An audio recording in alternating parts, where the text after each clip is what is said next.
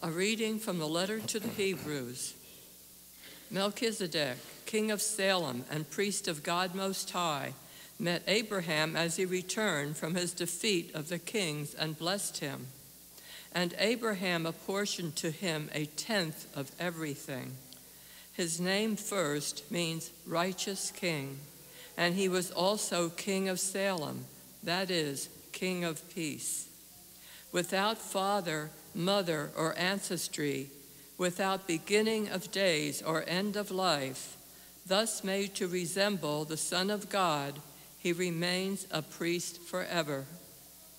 It is even more obvious if another priest is raised up, after the likeness of Melchizedek, who has become so, not by a law expressed in a commandment concerning physical descent, but by the power of a life that cannot be destroyed.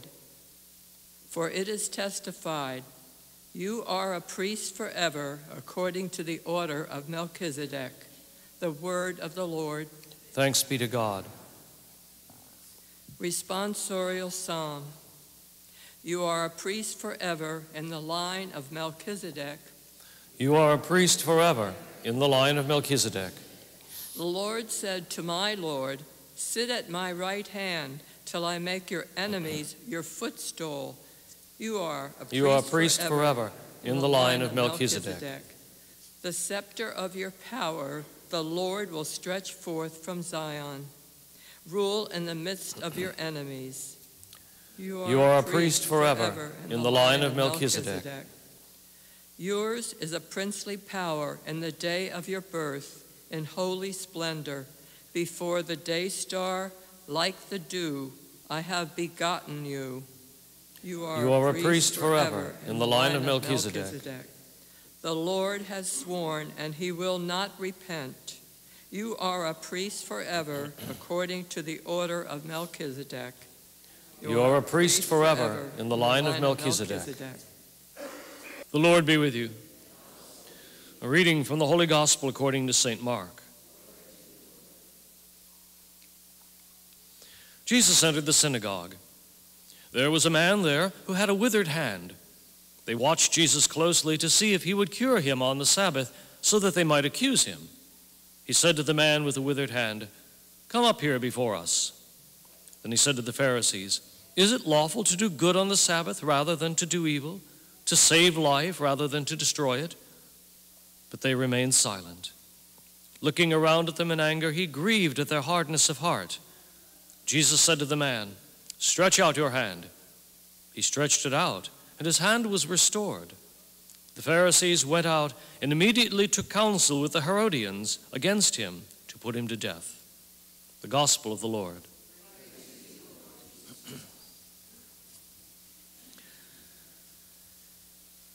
I don't know if I'm going to be able to do this on my blog, but what I want to put on there is a clip from a 20th century composer, John Adams, and I forget the actual name of the piece, but it is focused exactly on this gospel story. It's a gentle piece of music, and the music plays with spoken words of a preacher, okay? And the preacher talks about this withered hand, and why should Jesus pay attention to a withered hand? He says the reason is because a withered hand can't reach out, okay? A withered hand can't reach out, can't reach up to pray, can't reach out to help. And so Jesus comes to heal the man, to make him able both to pray and to reach out. And if you like, that is the goal that every one of us has, to be able to encourage others, to enable others to reach out their hand. So as we see today, Jesus, as the great high priest in the order of Melchizedek, we see that he comes to present, in a priestly role, God to people by presenting himself, by giving people the opportunity, the ability to reach out their hands, to stretch out their hands toward God in prayer, toward others in service. We can ask the Lord to help us both to reach out our hands today and also to help others to reach out to others. We ask now to stand and pray.